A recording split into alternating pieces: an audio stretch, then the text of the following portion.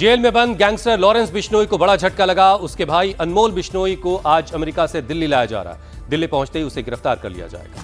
दरअसल अमेरिका ने गैंगस्टर अनमोल बिश्नोई समेत 200 भारतीयों को डिपोर्ट किया है।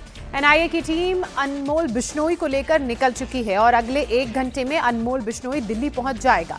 अनमोल बिश्नोई पर पंजाबी सिंगर सिद्धू मूसेवाला और बाबा सिद्दीकी की हत्या के साथ साथ एक्टर सलमान खान के घर पर फायरिंग करवाने का भी आरोप है। अमेरिकी डिपार्टमेंट ऑफ होमलैंड सिक्योरिटी ने अनमोल बिश्नोई को भारत भेजने की जानकारी बाबा सिद्दीकी के बेटे ज़ीशान सिद्दीकी को दी है। बांद्रा वेस्ट से विधायक रहे बाबा सिद्दीकी की हत्या पिछले साल अक्टूबर में कर दी गई थी। इस वक्त की बड़ी खबर, सिद्धू मूसेवाला और बाबा सिद्दीकी हत्याकांड में आरोपी अनमोल बिश्नोई, जो लॉरेंस बिश्नोई का भाई है, उसे दिल्ली डिपोर्ट किया जा रहा है और अब से ठीक 1 घंटे बाद वो दिल्ली में होगा। दिल्ली पहुंचते ही एनआईए अनमोल बिश्नोई को गिरफ्तार कर लेगी। अनमोल बिश्नोई की गिरफ्तारी को लेकर जो एनआईए टीम है वो भी पूरी तरह से अलर्ट है, मुस्तैद है। अनमोल बिश्नोई को लेकर जो टीम है वो किसी भी वक्त दिल्ली पहुंचने वाली है। अनमोल बिश्नोई जो है वो एक इंटरनेशनल क्रिमिनल है और हमने यूएसए में सारे जो जस्टिस डिपार्टमेंट्स हैं उनको कांटेक्ट किया था और जस्टिस डिपार्टमेंट्स में हमने victim as a victim family हमने रजिस्टर की थी और विक्टिम नोटिफिकेशन की तरफ से हमें आज ईमेल आया कि अनमोल बिश्नोई को फेडरल गवर्नमेंट ने यूएसए से बाहर निकाला है। मेरी रिक्वेस्ट है केंद्र सरकार से और राज्य सरकार से कि वो इस पे एक तुरंत एक्शन ले, अनमोल बिश्नोई को मुंबई लाए और जल्द से जल्द इंटरोगेट कीजिए, क्योंकि पूरे समाज के लिए वो एक बहुत बड़ा थ्रेट है।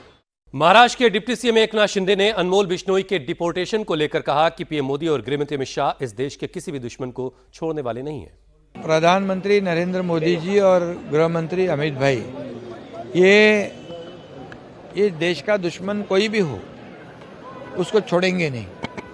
पाकिस्तान को भी ऑपरेशन सिंदूर के माध्यम से जिन्होंने पहलगाम का हमला किया है उनको भी मुंह तोड़ जवाब दिया है, घर में घुसकर मारने का काम किया है।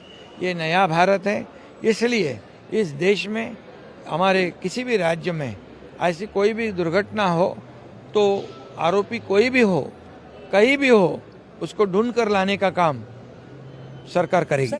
और हमारे सहयोगी अभय पराशर इस वक्त हमारे साथ लाइव जुड़ चुके हैं। सीधे अभय का रुख कर लेते हैं। अभय, कितना वक्त लगेगा जब अनमोल बिश्नोई भारत आएगा, दिल्ली पहुंचेगा और एनआईए उसे गिरफ्तार करेगी, और इसे किस लिहाज से समझा जाए, कितनी बड़ी सफलता ये?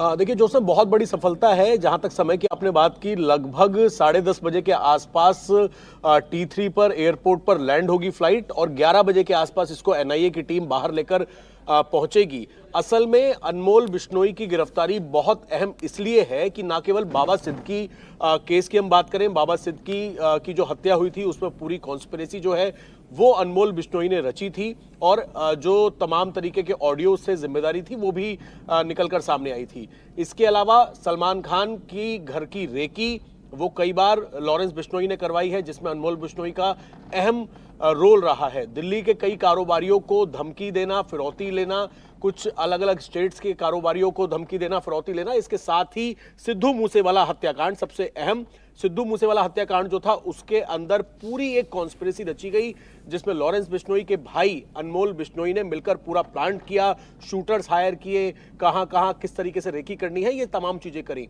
तो जितने भी गैंगस्टर्स हैं, चाहे लॉरेंस बिश्नोई की बात करें, रोहित गोदारा की बात करें, अनमोल बिश्नोई जिसको फिलहाल लेकर आया जा रहा है अमेरिका से, जितने भी गैंगस्टर्स हैं इनको लेकर एनआईए ने एक एफआईआर दर्ज की थी। एनआईए इस पूरी इन्वेस्टिगेशन को कर रहा है कि जहां जहां पर अभी जो गैंगस्टर्स बाहर विदेश में हैं उनको किस तरीके से भारत वापस लाया जाए और एक पूरा ट्रायल जो है वो शुरू किया जाए। तो इस वाले केस की अगर हम बात करें तो जिस तरीके से बाबा सिद्दीकी की फैमिली ने जो एफआईआर दर्ज करवाई थी, जो इंफॉर्मेशन शेयर की थी, उसके बाद आज लगभग 11 बजे के आसपास एनआईए एयरपोर्ट से बाहर लेकर निकलेगा, एनआईए हेडक्वार्टर ले जाया जाएगा एक आधिकारिक तौर पर, क्योंकि जैसे ही इंडिया के अंदर आप एंट्री करते हैं किसी आरोपी को लेकर तो लैंड होते ही आधिकारिक तौर पर कागजी कार्रवाई की जाएगी, यानी कि लॉरेंस बिश्नोई का भाई जो है अनमोल बिश्नोई, उसकी आधिकारिक तौर पर गिरफ्तारी एयरपोर्ट पर दिखा दी जाएगी। एयरपोर्ट पर दिखाने के बाद संभव है कि उसको सीधा कोर्ट ले जाया जाए या फिर पहले एनआईए हेडक्वार्टर ले जाया जाए, क्योंकि सुरक्षा के लिहाज से एनआईए जिस तरीके का डिसीजन लेगी, उसके बाद गिरफ्तारी दिखाने के बाद आज कोर्ट पे पेश किया जाएगा और ज्यादा से ज्यादा दिन की कस्टडी लेने की कोशिश करेगी एनआईए की स्पेशल कोर्ट पे पेश किया जाएगा अनमोल बिश्नोई को, ताकि उसकी कस्टडी ली जा सके, क्योंकि अनमोल बिश्नोई से बहुत सारी कड़ियां जुड़ी हुई हैं। सिद्धू मूसेवाला हत्याकांड, बाबा सिद्दीकी हत्याकांड, साथ ही सलमान खान के घर के बाहर 2 बार रेकी करवा चुका है अनमोल बिश्नोई। लॉरेंस अब तीन बड़े मामले दिखाई दे रहे हैं, जिसमें सिद्धू मूसेवाला की हत्या है, जिसमें बाबा सिद्दीकी की हत्या है, सलमान खान के घर पे फायरिंग है। तो क्या सेंट्रल एजेंसी एनआईए का ही इन्वेस्टिगेशन इसमें जारी रहेगा या फिर पंजाब पुलिस और मुंबई पुलिस को भी इसको ज्वाइन करेगी, इस इन्वेस्टिगेशन को? हुसैन, क्योंकि एनआईए लेकर आ रही है और एनआईए लाने के बाद सबसे पहले खुद इंटेरोगेट करेगी अनमोल बिश्नोई को, क्योंकि एक गैंगस्टर्स की अलग से एफआईआर दर्ज की थी, जिसमें इन गैंगस्टर्स को न केवल एक नॉर्मल क्रिमिनल बल्कि टेररिस्ट की तरीके से इनको ट्रीट किया जाए, इन्होंने आतंकवाद जैसा काम किया है, इस तरह की बातें एफआईआर में लिखी हुई थी। तो पहले एनआईए पूछताछ करेगी, और क्योंकि बाबा सिद्दीकी हत्याकांड मुंबई में उस स्पॉट पर पूरी कॉन्स्पिरेसी चेक करनी होगी, तो बाद में जब एनआईए की कस्टडी पूरी हो जाएगी, बीच में मुंबई पुलिस जो है वो भी कस्टडी के लिए एक एप्लीकेशन कोर्ट के अंदर लगा सकती है, साथ ही पंजाब पुलिस कस्टडी के लिए लगा सकती है, साथ ही दिल्ली पुलिस की स्पेशल सेल भी इसके अंदर अनमोल बिश्नोई की कस्टडी चाहेगी। तो जितनी एजेंसीज हैं वो कोशिश करेंगी कि सभी अनमोल बिश्नोई से पूछताछ करें, क्योंकि सभी एजेंसीज के केस जो है वो अनमोल बिश्नोई और इस पूरे गैंगस्टर्स का जो ग्रुप है उनके ऊपर है।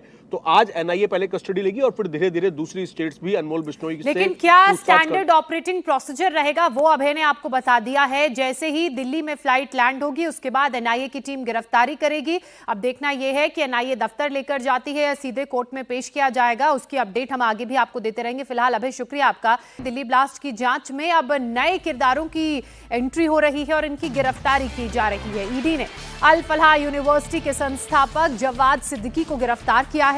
जवाद की गिरफ्तारी मनी लॉन्ड्रिंग एक्ट के तहत हुई है। रात 11 बजे जवाद को गिरफ्तार किया गया, फिर साकेत कोर्ट के सेशन जज के सामने पेश किया गया और वहां से 13 दिनों की रिमांड हासिल की गई। दरअसल अल फलाह से जुड़े ठिकानों पर ईडी लगातार छापेमारी कर रही है और इसी दौरान मनी लॉन्ड्रिंग से जुड़े कई सबूत मिले। अल फलाह ग्रुप के खातों में कुछ हेरा गड़बड़ी पाई गई और साथ ही साथ यूनिवर्सिटी के मान्यता को लेकर के भी कुछ फ्रॉड की खबर है। ईडी ने जवाद को कोर्ट में पेश करते हुए जो अर्जी लगाई है उसमें लिखा गया है कि अल फलाह यूनिवर्सिटी की मान्यता को लेकर छात्रों और अभिभावकों को धोखे में रखा गया। इसे सिर्फ एक निजी यूनिवर्सिटी के तौर पर मान्यता मिली थी, जबकि ये यूनिवर्सिटी को यूजीसी के नियमों के तहत मान्यता प्राप्त होने का दावा करते थे।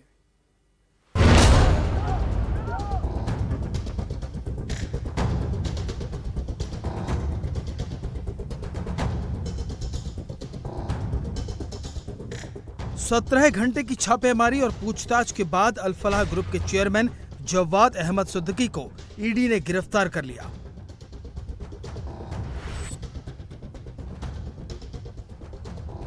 अल फलाह ग्रुप के ओखला दफ्तर के साथ साथ 25 ठिकानों पर ईडी ने सुबह 5 बजे छापा मारा। ये तस्वीरें रात 10 बजे की हैं, जब ईडी की टीम ओखला दफ्तर से निकल रही है। ईडी ने दिल्ली से ओखला तक अल फलाह ग्रुप के ठिकानों पर छापेमारी की। इस दौरान ईडी को 48 लाख रुपए से ज्यादा नकद की रकम मिली है। कई डिजिटल डिवाइस और महत्वपूर्ण दस्तावेज ईडी के हाथ लगे हैं। इसके साथ ही कई शेल कंपनियों के सबूत भी ईडी की छापेमारी में मिले हैं। जवाद अहमद जिस अल फलाह ग्रुप के चेयरमैन हैं, उसकी यूनिवर्सिटी ही आतंकी डॉक्टरों की पनाहगाह बनी हुई थी। अल फलाह यूनिवर्सिटी ने गलत तरीके से मान्यता का दावा किया था। साथ ही ये भी दावा किया कि यूनिवर्सिटी यूजीसी के सेक्शन 12B के तहत लिस्टेड है। ईडी की अभी तक की जांच में सामने आया है कि जवाद अहमद सिद्दीकी ट्रस्ट और उसके फाइनेंशियल फैसलों को कंट्रोल करते हैं। अभी तक के सबूतों में पता चला है कि जवाद ने अपराध से कमाए गए पैसों को छिपाया और कई तरीके से इधर उधर घुमाया। अल फलाह ट्रस्ट के पैसों को परिवार की कंपनियों में डाइवर्ट किया गया। कंस्ट्रक्शन और कैटरिंग के ठेके जवाद सिद्दीकी की पत्नी और बच्चों की कंपनियों को दिए गए। पैसे की लेयरिंग, गलत लेन देन और दूसरे नियमों का उल्लंघन किया गया। जवाद के साथ साथ अल फलाह यूनिवर्सिटी में डॉक्टर निसार की पत्नी और बेटी को हाउस अरेस्ट किया गया है। निसार की बेटी अल फलाह यूनिवर्सिटी में MBBS सेकेंड ईयर की छात्रा है, जबकि उसकी पत्नी डॉक्टर सुरैया यूनिवर्सिटी के अस्पताल में गायनेकोलॉजी डिपार्टमेंट में तैनात है। एजेंसी ने दोनों को यूनिवर्सिटी के कैंपस में बने उनके घर में ही रखा है। MBBS के 10 छात्रों के मोबाइल फोन जब्त कर लिए गए हैं। उनके यूनिवर्सिटी कैंपस से बाहर निकलने पर रोक लगा दी गई है। हम आपको अल फलाह यूनिवर्सिटी के बिल्डिंग नंबर 17 का वीडियो दिखा रहे हैं। इसी बिल्डिंग के रूम नंबर 13 में आतंकी उमर और मुजम्मिल साजिश रचने के लिए बैठक किया करते थे। इसी बिल्डिंग को पूरी साजिश का एपिसेंटर माना जा रहा है। यहीं से पूरी साजिश के तार जुड़ रहे हैं।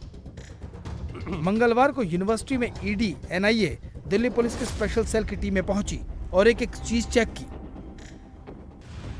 पुलिस ने धौज गांव से भी उस युवक को गिरफ्तार किया है जो अल फलाह यूनिवर्सिटी में नौकरी करता था। बताया जा रहा है कि उसके डॉक्टर मुजम्मिल से करीबी थी।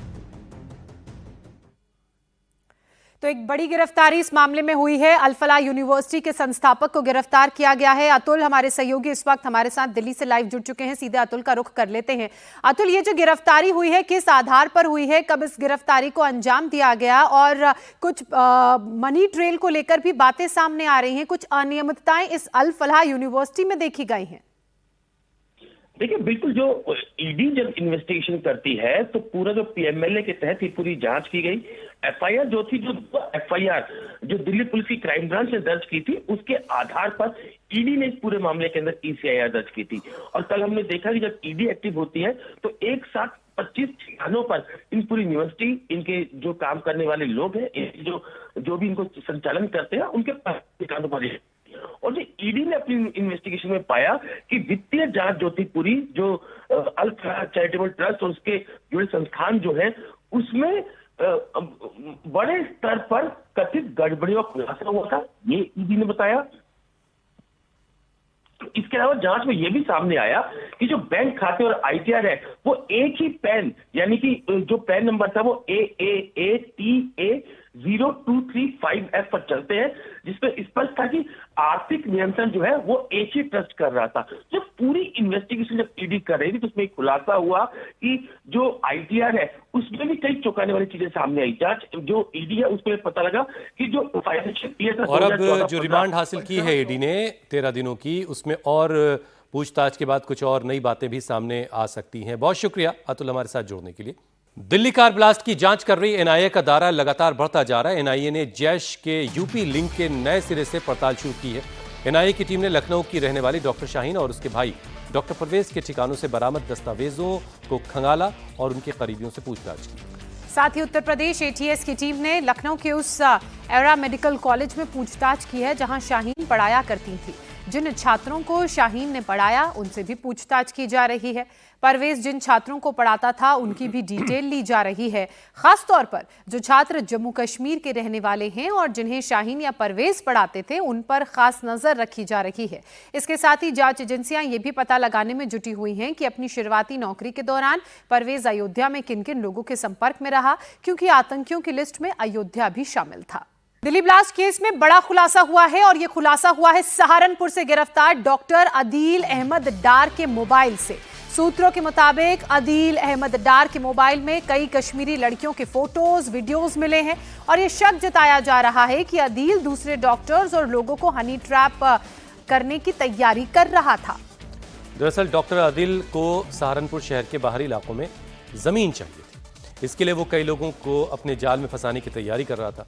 एजेंसी इस लिहाज से भी जांच को आगे बढ़ा रही है। इस बारे में जांच पड़ताल की जा रही है कि क्या उसने किसी को हनी ट्रैप किया या फिर इसकी कोई तैयारी थी।